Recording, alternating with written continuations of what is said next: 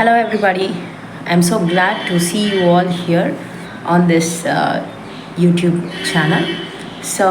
I'm Priya, and I'm going to be talking to you about spirituality, various different topics which have been discussed in the past by different people, and they've been giving their opinions and they've been showing some light on some subjects which has been discussed. So I'm also here to talk about those subjects and also some new subjects which might be interesting to you. So stay tuned with me on this channel and let's get into the topic. I want to be starting with the subject. Is everybody who's wearing a saffron robe, siddhars, yogis, magams, do they really have some real powers? Or is it just a costume that they're wearing to show that they know these things? How will you be able to differentiate between the true yogis and the people who are trying to wear these costumes just for the sake of showing themselves as yogis, sannyasis, and siddhas, and people like that? I would like to say that different subjects like yogis, siddhas, rishis, munis, sannyasis, they are different topics. I mean, different people, they are not the same. They have different, the lifestyle is different, their powers are different, the way the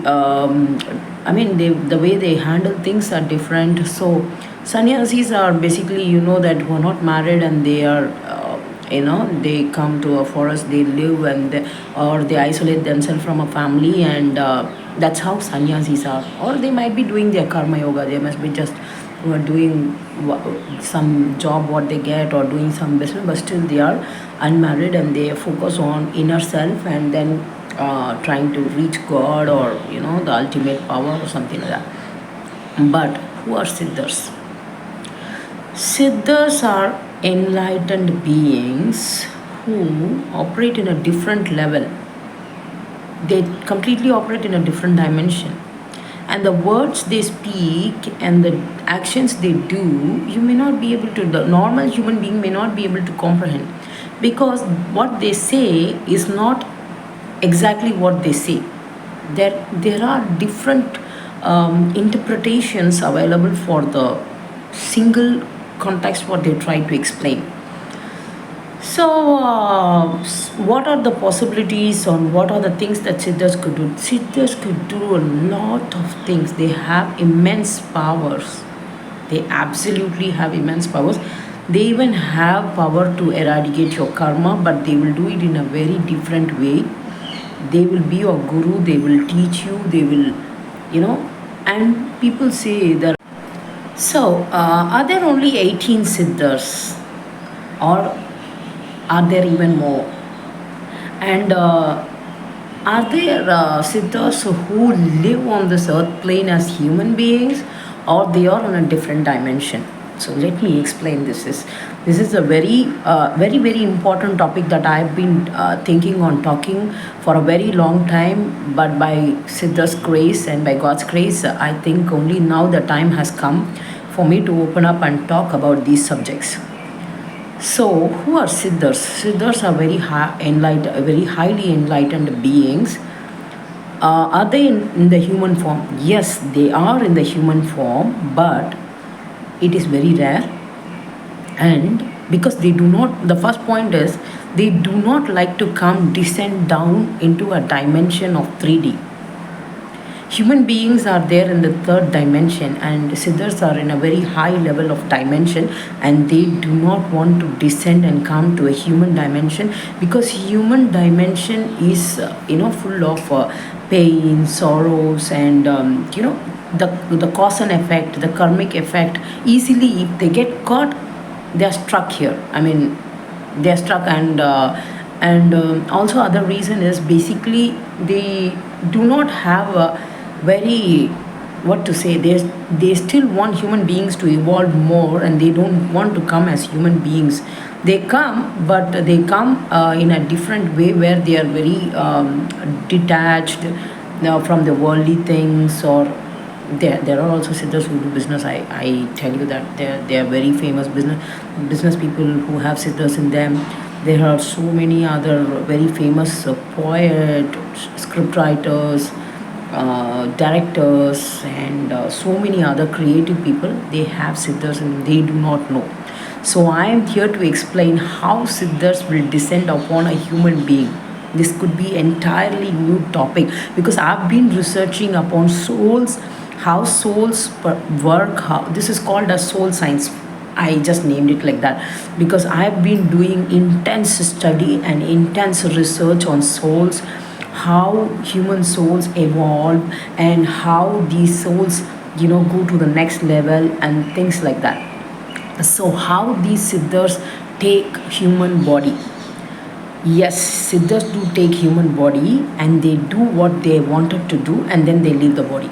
So that is how it is. They don't stay there all the time. They don't, and also that they don't stay there 24/7 also. They come, they do their job and they go. So siddhas come inside a person's body and they do the things that they wanted to do and then they leave the body.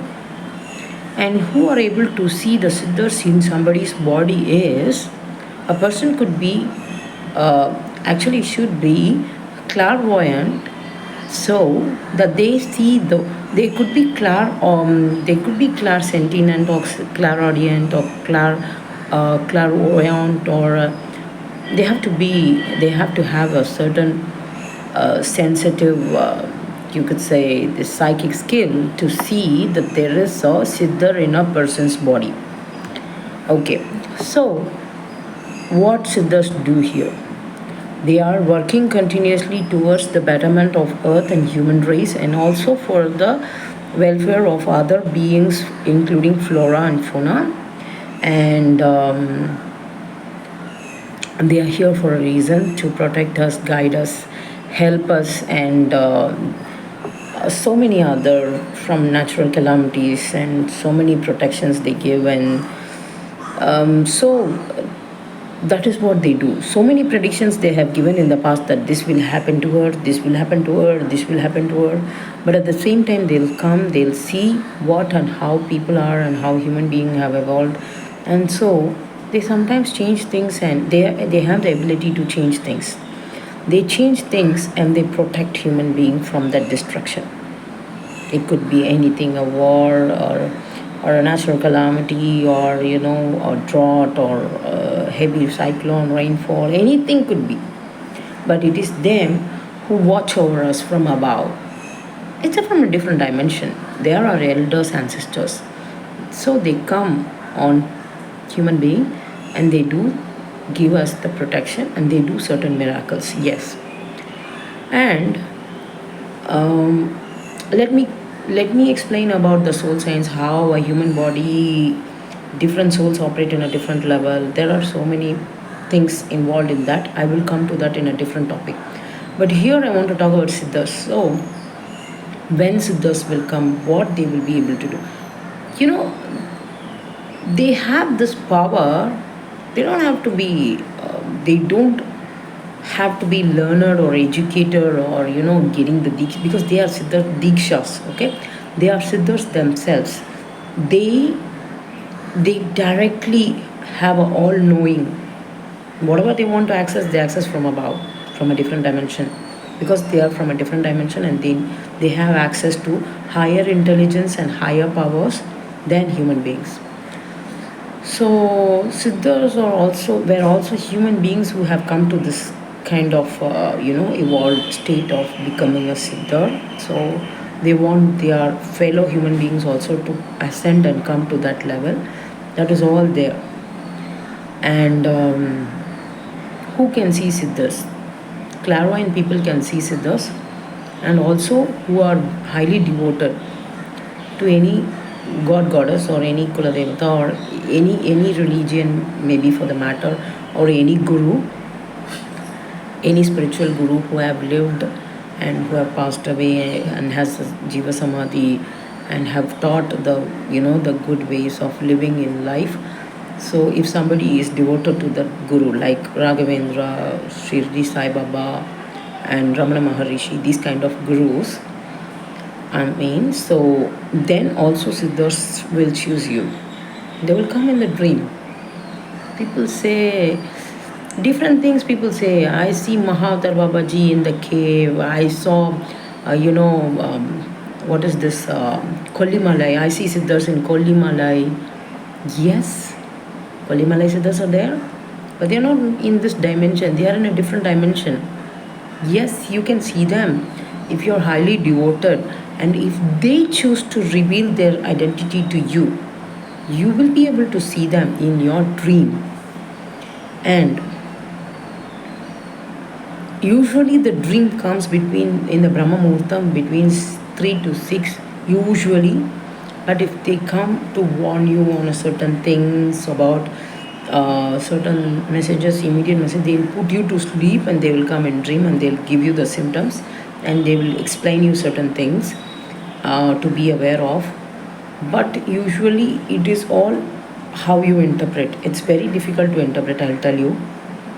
In dream, if they come give you a message, usually it's very difficult. But if you go inside and pray to your guru or your favorite god or anybody, slowly from within you will have an all-knowing saying what was the dream about, how and where they want you to be cautious. Also, this is how. And there are people who go to Tiruvannamalai. This is something I want to tell. So, in Tiruvannamalai, people go in search of Siddhas. There are people who go in search of Siddhas. Are Siddhas there in Tiruvannamalai? Yes, they are there. But they are in a different dimension. They are in a different state of being. They are in a different level. So, for you to see them is not easy. For anybody to see them is not easy. From being a normal human being, either you have to be clairvoyant or you have to be highly devoted to any guru or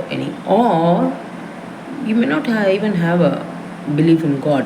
It's all that you don't harm anybody, you do as much good as possible, you share your earnings with people who are really needy, and something like that. If you have a very good at heart, you don't have to be God devoted. If you're good at heart, automatically they will come, they will talk to you, they will communicate with you, and that's how things happen.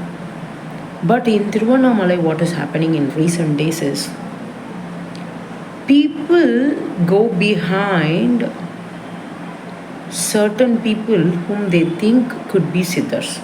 So I want to explain this. This is a very important topic that I thought I will throw some light on. Does Siddha come on people who are on the streets, who are like mad people, like they are out of their mind and they are not dressed up well? Do Siddhas come on them? Yes, Siddhas come upon them also, but that is because Siddhas don't want human beings to recognize them, and they don't want to be disturbed while they are here on a certain level of anchoring sadhana. Anchoring means they'll be anchoring certain energy, as I told you, to protect the earth or protect the community or protect that place. Or they might be doing their own spiritual work. They don't want you to recognize them, so they are in a hidden form. They take up a form of a beggar or roadside person or a homeless guy or anybody like that. But then, is everybody who is a homeless, and maybe usually people in Tiruvannamalai wear a saffron robe or anything like that. Are they everybody or anybody who is mentally not stable and they are just taking some alms and they are on the road, they are homeless? Are they all Siddhas? No. This is what I wanted to tell for a very long time. They are not Siddhas. You should have the ability to see if it is Siddhas in them. Simply going behind those people who are homeless will not help you. You will only be misguided and misled into wrong directions. Yes, there could be Siddhar souls descending upon people like that, but not all those people who are like that are Siddhars. That is my point. So you have to be clairvoyant to see if Siddhars are there, or if you go see the person whom you believe to be Siddha or highly enlightened person who are in that form, in a homeless form, or who's wearing a saffron robe, being on the roadside like a beggar or mentally unstable person. A small thing that I could say, you will get some experience in a dream. Definitely, if you see a real Siddhar, you will have a experience. I have no doubt about it. Something, maybe a synchronicity, something will happen which you have been waiting for a very long time, or it could be a dream which will guide you or protect you or warn you from an incoming danger. Something like that, a different miraculous experience will happen once you meet a person like that. Definitely it will happen because of their vibration and because of your ardent devotion towards the person. Definitely you will get an experience. Anybody for that matter who is here on this earth plane, who call themselves to be a real guru, experiences will come, and there are also differences in the experience. Who artificially use certain energies to give you the experience, that is different. But naturally, some experiences will come which your soul within you will realize that that energy is a good energy. Good things will happen to you. You will be guided, you will be protected from incoming dangers. So many things will happen. So that is the Siddha energy in the person whom you have to recognize. And what are all the capabilities of Siddhas? That's what I've explained to you earlier. They are here for a different mission, the spiritual mission. They do a lot of things. Human being cannot comprehend certain things and ideas what Siddhas are doing here on earth plane. And so I think I have given you a brief description of who and what Siddhas are capable of, and where and how to recognize them, and how to understand how they function and work. And so let me come talk about a different topic in a different video. Thank you for your time and patience, and stay tuned. Thank you.